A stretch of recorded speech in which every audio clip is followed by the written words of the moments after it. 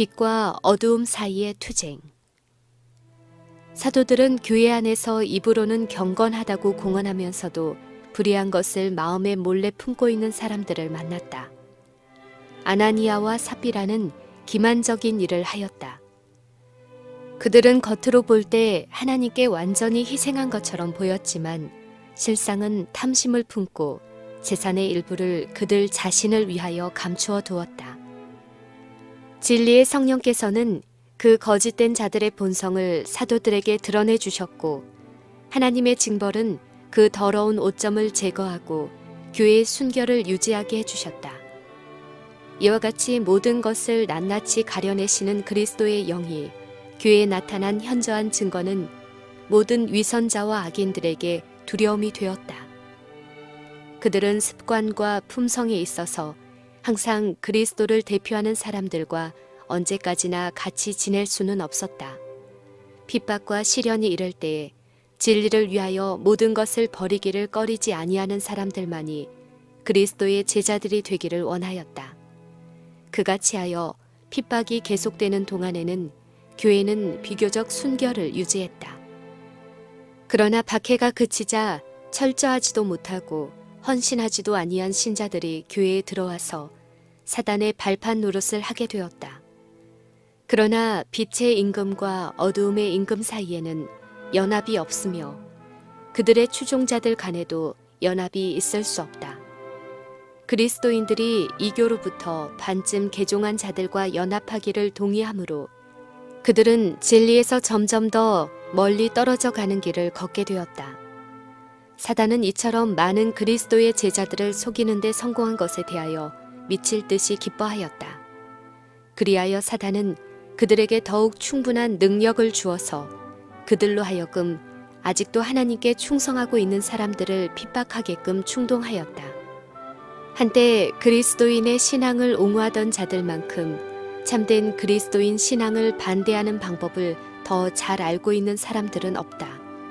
이러한 배도한 그리스도인은 반쯤은 이교적인 신도들과 연합하여 기독론의 가장 기본적인 면들을 공격하였다. 거짓에 대한 결사적인 투쟁. 충성스럽게 되려는 자들이 성직자의 옷으로 위장하고 교회에 들어온 기만과 가증한 것들을 굳세게 대항하는 데는 투쟁이 필요하였다. 성경은 신앙의 표준으로 받아들여지지 않았으며 종교 자유의 교리도 이단으로 불렸으며 그 교리를 신봉하는 사람들은 증오를 받았으며 법률의 보호에서 제외당했다. 오랫동안의 격렬한 투쟁 끝에 충성된 적은 무리는 이 배교적인 교회와 거짓과 우상 숭배에서 떠나지 않는다면 그들과 결코 연합할 수 없다고 결정하였다. 그들은 하나님의 말씀을 순종하기 위하여 그와 같은 분리가 절대적으로 필요하다는 사실을 깨달았다. 그들은 그들의 심령에 치명적인 오류를 묵인하거나 후손들의 신앙을 위태롭게 할 모본을 남기는 일을 차마 할 수 없었다. 하나님께 대한 충성에 저촉되지 않는 양보라면 화평과 연합을 유지하기 위하여 할 수도 있지만 원칙을 희생하면서까지 그렇게 할 수는 없었다. 진리와 정의를 양보함으로써만 얻을 수 있는 연합이라면 차라리 불화와 투쟁의 편을 택하기로 하였다. 이처럼 굳센 마음을 가진 사람들을 고무시킨 원칙들이 하나님의 백성이라고 공언하는 사람들의 마음에 되살아날 수만 있다면 교회와 세상을 위하여 얼마나 좋을까. 그리스도교 신앙의 기둥이 되는 교리들에 대한 무관심은 우려할 만한 정도이다. 결국 이런 것들은 매우 중요한 것은 아니라는 견해가 널리 퍼지고 있다. 이러한 타락은 사단의 부하들의 손을 강화시켜주고 있다. 그리하여 과거 여러 세기 동안에 충성된 사람들이 생명을 무릅쓰고 거부하고 폭로시킨 그 거짓된 이론과 치명적인 기만들이 오늘날에는 그리스도의 제자로 자칭하는 수많은 자들에게 환영을 받고 있다.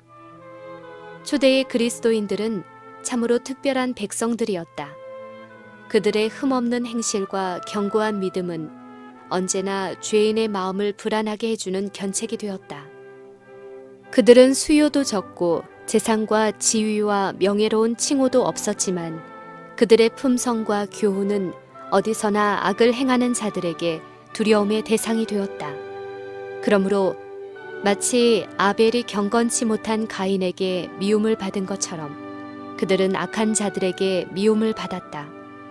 또한 가인이 아벨을 죽인 것과 똑같은 이유로 성령의 지배를 거스른 자들은 하나님의 백성들을 죽였다. 유대인들이 예수님을 거절하고 십자가에 못 박은 것도 이와 똑같은 이유에서였다. 곧 그분의 품성의 순결과 거룩함이 그들의 이기심과 타락에 대한 끊임없는 견책이 되었기 때문이었다. 그리스도께서 세상에 사시던 때로부터 오늘날에 이르기까지 그분의 충성된 제자들은 죄를 좋아하고 그 길을 따라가는 자들의 미움과 반대를 받아왔다. 평화냐 칼이냐?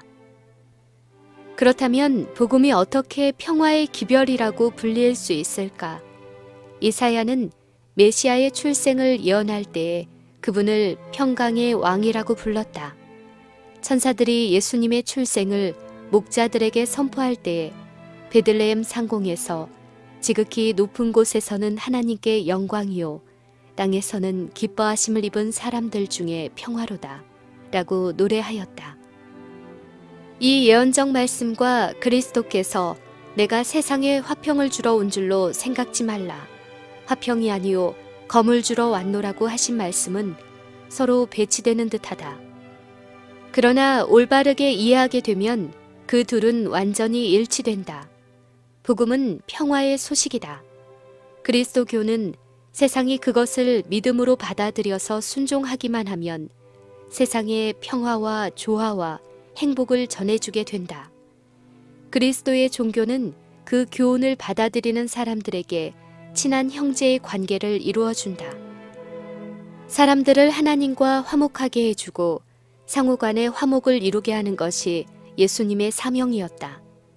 그러나 세상은 대부분 그리스도의 대적인 사단의 지배를 받고 있다. 복음은 그들의 습관과 욕망과는 전혀 반대되는 생활 원칙을 제시해 주기 때문에 그들은 복음을 반대하게 되는 것이다.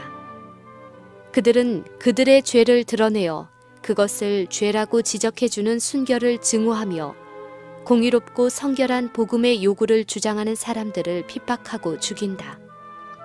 그러므로 복음이 가져다 주는 고상한 진리가 증오와 분쟁을 일으키는 일도 있다는 의미에서 복음은 검으로 불린다. 악인의 손에 의인이 핍박받는 일을 허락하시는 하나님의 오묘한 섭리는 믿음이 연약한 많은 사람들에게 당혹감을 가져다 준 한 문제였다. 그리하여 어떤 이들은 하나님께서 몹시 악한 자들을 번영케 하시면서 선하고 순결한 사람들은 괴로움을 당하게 하신다는 이유로 하나님께 대한 신뢰를 버리려고까지 한다. 공의롭고 자비하시고 무한한 권능을 가지신 하나님께서 어찌하여 이와 같은 불의와 압박을 묵인하실 수 있느냐는 질문이 제기되고 있다. 그러나 그것은 우리가 조금도 염려할 문제가 아니다. 하나님께서는 당신의 사랑에 대하여 우리에게 충분한 증거를 주셨다. 그러므로 우리는 우리가 그분의 섭리의 역사를 깨달을 수 없다고 하여 그분의 자비를 의심해서는 안 된다. 구주께서는 어두운 시련의 때에 제자들의 마음에 의욕이 생길 것을 미리 아시고 종이 주인보다 더 크지 못하다 한 말을 기억하라. 사람들이 나를 핍박하였은즉 너희도 핍박할 것이라고 말씀하셨다. 예수님께서는 우리를 위하여 당신을 따르는 사람들 중에 어떤 사람이 악한 자의 잔인한 행위로 말미암아 받는 고난보다 더욱 심한 고난을 받으셨다. 혹독한 형벌과 순교를 당하도록 부르심을 받은 사람들은 하나님의 사랑하는 아들의 발자취를 따라가는 데 지나지 않는다. 고난에 대한 하나님의 섭리. 주의 약속은 어떤 이의 더디다고 생각하는 것 같이 더딘 것이 아니다. 하나님께서는 당신의 자녀들을 잊으시거나 소홀히 여기지 않으신다. 그러나 하나님께서는 당신의 뜻을 행하려는 사람들이 악한 자들에게 속임을 당하지 않도록 하시고자 악한 자들이 그들의 참 본성을 드러내도록 허락하신다. 또한 의인이 고난의 풀묵 가운데 던져짐을 당하는 것은 그들을 정결하게 만들고 그들의 본을 통하여 다른 사람들에게 신앙과 경건의 실제를 보여주고 그들의 일관된 행동으로 불경건하고 믿지 않는 자들을 정죄하기 위함이다. 하나님께서 악한 자가 번영하고 그들이 당신께 대한 적의를 나타내도록 허용하시는 것은 그들의 죄악의 잔이 찰 때 모든 사람들이 그들의 완전한 멸망 가운데서 그분의 공의와 자비를 볼 수 있도록 하시기 위해서이다. 하나님의 보복의 날, 곧 하나님의 율법을 범하고 하나님의 백성을 학대한 모든 자들이 공정한 보응을 받는 날, 하나님의 충성된 백성에게 행한 모든 잔악하고 불의한 행위가 그리스도 자신에게 행한 것으로 인정되어 벌을 받는 날이 신속히 다가오고 있다. 오늘날 교회가 주의해야 할 더욱 중요한 문제가 또 하나 있다. 사도 바울은 무릇 그리스도 예수 안에서 경건하게 살고자 하는 자는 핍박을 받으리라고 말하였다. 그러면 박해의 불이 거의 꺼진 듯이 보이는 것은 무슨 이유인가? 그 유일한 이유는 교회가 세속적 표준과 타협하여 별로 반대를 받을 일이 없는 까닭이다. 오늘날의 종교는 그리스도와 그분의 사도들이 생활하던 당시의 그리스도인의 신앙처럼 순결하고 거룩한 성격의 것이 아니다. 그리스도교가 세상에서 인기가 있는 유일한 이유는 죄와 타협하는 정신 때문에, 그리고 하나님의 말씀의 위대한 진리들이 너무도 무시되고 있기 때문에, 그리고 교회 내에 활력이 넘치는 경건이 거의 없기 때문이다. 초대 교회의 신앙과 능력이 되살아날 때에 박해의 정신은 다시 나타날 것이며 핍박의 불길은 다시 타오를 것이다.